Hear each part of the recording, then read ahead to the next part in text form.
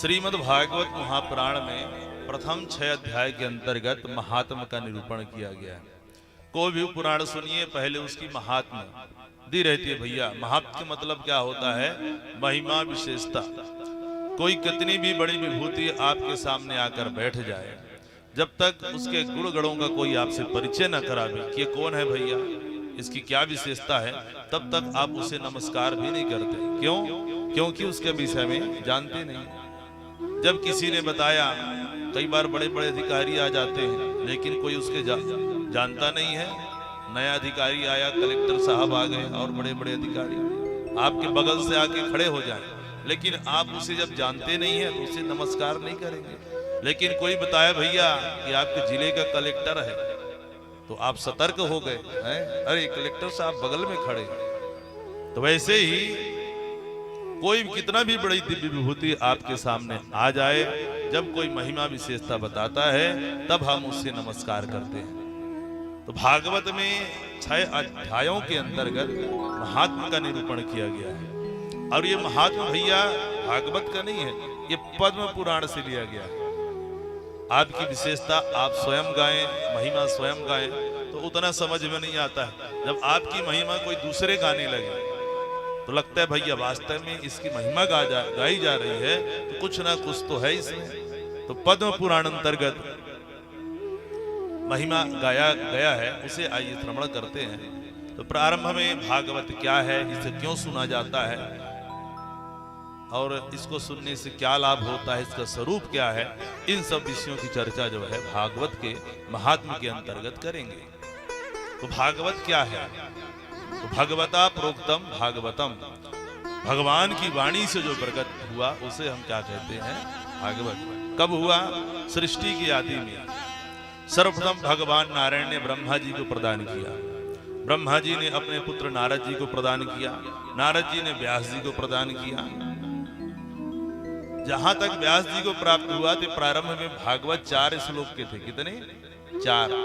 व्यास जी को जब मिला तो व्यास जी ने 4 श्लोक को 18,000 श्लोक बना दिया। बीज छोटा सा होता है लेकिन पल्लवित होकर विशाल का जो है वृक्ष बन जाता है। ऐसे भागवत का बीज जो है कितना है? 4 श्लोक का। व्यास जी को 4 श्लोक में मिले, लेकिन उसको 18,000 श्लोक का ग्रंथ बनाया और व्यास जी ने अपने प्रिय पुत्र सुखदेव जी को प्रदान किया। सुखदेव जी आनंद में विभोर थे, तब अचानक से राजा परीक्षित को जब साफ लगा तो सुखदेव जी ने राजा परीक्षित को सुनाया, अनेक ऋषि मुनियों को प्राप्त हुआ और इस प्रकार से संसार में भागवत की कथा विख्यात हुई। ये भागवत की परंपरा है।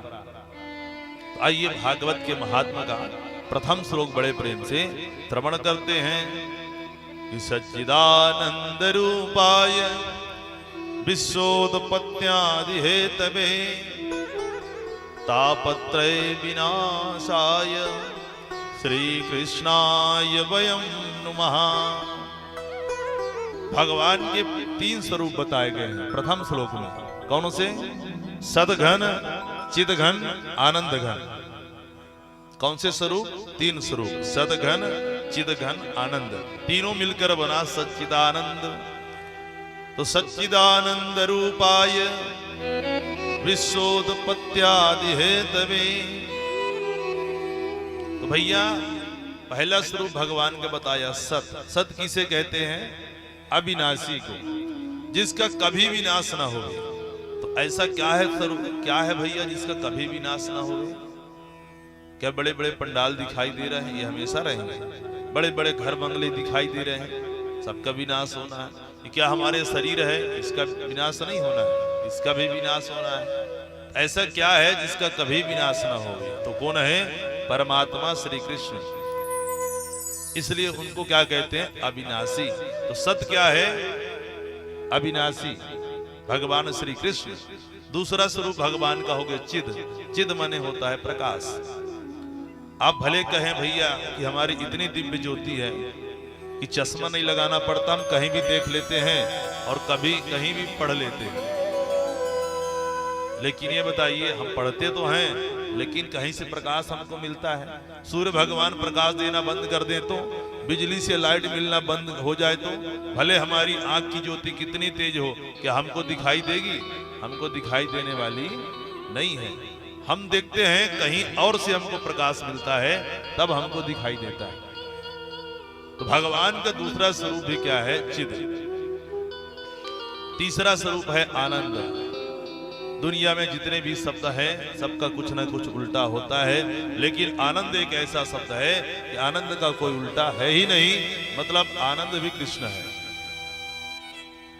तो सदघन चिदघन आनंद घन सच्चिदानंद रूपाए, जो ऐसे भगवान के तीन स्वरूप हैं, विश्व के उत्पत्ति, पालन और नाश के जो हेतु हैं, जो तीनों प्रकार के ताप को नाश करने वाले हैं, ऐसे परमात्मा के चरणों में हम बड़े प्रेम से जो है प्रणाम करते हैं। भगवान श्री कृष्ण के चरणों में बारंबार प्रणाम करते हैं। और आइए अपने मन को नैमिषारण्य की ओर ले चलते हैं, जहां सूत जी महाराज सौनकादि ऋषियों को, 88,000 ऋषियों को दिव्य भागवत की कथा को सुना रहे हैं। खैर, वैसे तो यही स्थान ही आज नैमिषारण्य हो गया है। कहा जाता है जहां भगवान की कथा होती है, तानी सर्वाणी तीर्थानि वसंती, वहां सभी तीर्थ स्वयं चल करके जो है आ जाते हैं। मतलब अपने मन को यहीं आप जो है एकाग्र कर लीजिए, और एकाग्र करके सुखदेव भगवान के पाद पद्मों में हम बड़े प्रेम से प्रणाम करते हैं। कथा सुना रहे हैं कौन? सूत जी महाराज। सूत जी की आयु बिल्कुल 20 वर्ष की है, और कथा सुनने वाले बड़े बड़े ऋषि मुनि जिनकी आयु 10-10 हजार वर्ष की है, कि धन वृद्धा बल वृद्धा आयुर्विद्या तथैव च ते सर्वे ज्ञान वृद्धा किंकरा शिष्य किंकरा। कोई धन में बड़ा होता है, कोई बल में बड़ा होता है, कोई आयु में बड़ा होता है, लेकिन जो ज्ञान में बड़ा होता है उसको सबसे बड़ा माना जाता है। अब कलयुग में तो भैया धन को बड़ा मानते हैं, बोलिए राधे राधे। लेकिन ये शास्त्रों की बात है, शास्त्र में जो ज्ञान में बड़ा है वही सबसे बड़ा होता है। बोलिए राधे राधे। तो सूत जी महाराज कथा सुना रहे हैं, और कथा सुनने वाले बड़े बड़े ऋषि हैं, उसमें एक प्रधान श्रोता है। कौन? सौनक जी। भाई कथा तो कई लोग सुनते हैं, लेकिन प्रधान श्रोता एक रहते हैं, जैसे आप हैं। जो कथामृत रसस्वाद है कुशलः, जो कथा रसस्वादन करने में बड़े पटु हैं, कुशल है। कथा सुनने की पटुता क्या है, कुशलता क्या है? कोई कितना भी बड़ा विद्वान हो, कितनों भागवत की कथा सुना हो, कितनों रामायण की कथा सुना हो, है, लेकिन जब भागवत की कथा सुनने बैठे तो अपने आप को अज्ञानी मान के बैठ ले कि मेरे को कुछ नहीं आता। क्योंकि ज्ञानी मानकर बैठेगा तो व्यास जी की नाप तो ज्यादा करेगा। अरे व्यास जी ने यहाँ ये बातें कह दी, यहाँ तो कहनी नहीं चाहिए थी। अब पूरी अच्छी अच्छी कथा को भूल जाएगा। एक आध को मान लो व्यास जी के मुख से कुछ ऐसा निकल गया, उसी को जीवन भर की जो है कथा बना लेगा। इसलिए भैया कथा सुनने से पहले अपने आप को क्या बनाना चाहिए? अज्ञानी मान लेना चाहिए। कई लोग बड़े बड़े ज्ञानी लोग कथा सुनने आते हैं, कथा सुनने आएंगे, अरे भैया गए थे राय साहब के यहाँ कथा सुनने, वहां तो कुर्सी कम थी, वो पंडाल लगा था थोड़ा तिरछा लगा हुआ था, उसको सीधा लगाना था, है। अब वो ऐसे वैसे देखे, उसमें बल्ब कम थी, तो ये था वो था। अब उनकी कथा भैया वही होगी, वो बताते फिरेंगे। इतनी अच्छी अच्छी कथाओं की कथाओं को नहीं बताएंगे, क्योंकि वो अपने आप को भैया बड़ा प्रबुद्ध जानकर आते हैं कि मैं जाकर निरीक्षण करता हूं। जो प्रबुद्ध मानेगा उसको कुछ मिलने वाला नहीं है। इसलिए कथा सुनने से पहले अपने आप को जो है अज्ञानी मान लेना चाहिए। और आज सूत जी महाराज से सौनक जी ने प्रश्न कर दिया है अपने आप को अज्ञानी मान करके कि अज्ञान द्वंद विध्वंस कोटि सूर्य समप्रभा सूतख्याहि कथा सारम मम कर्ण रसायनम।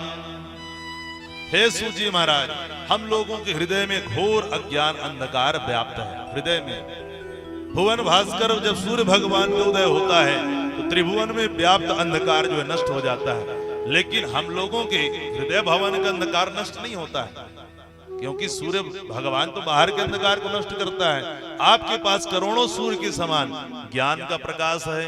एक ज्ञान का प्रकाश हमारे हृदय भवन में डाल दीजिए, हमारा हृदय भवन भी क्या हो जाए, प्रकाशित हो जाए। हम यह जानना चाहते हैं कि संत वैष्णव भक्ति ज्ञान वैराग्य को बढ़ाने के लिए क्या करते हैं, ऐसा कौन सा कार्य किया जाए जिससे माया मोह का निवारण हो जाए। क्योंकि कलयुगी जीव जो है भगवान की भक्ति करने से भी डरता है। पूजन पाठ भी कोई लंबा चौड़ा बता दो भैया कि 5 दिन 7 दिन का अनुष्ठान करना है, 15 दिन का करना है, 11 दिन का करना है, तो व्यक्ति डरने लगता है। तो भगवत प्राप्ति क्रम सस्व साधनम तद्वदाधुना, भगवान को प्राप्त करने का छोटा से छोटा साधन आप बताइए। एक चिंतामणि होती है, चिंतामणि के विषय में प्रसिद्धि है कि उस मणि के सामने बैठकर जिस वस्तु को चिंता करो वो वस्तु आपको प्रदान कर देती है। जिस वस्तु की चिंता करो। और एक कल्प वृक्ष होता है, कल्प वृक्ष कहाँ होता है, स्वर्ग में। उसके नीचे बैठकर जिस वस्तु की कामना करो वो वस्तु भी प्रदान कर देती है।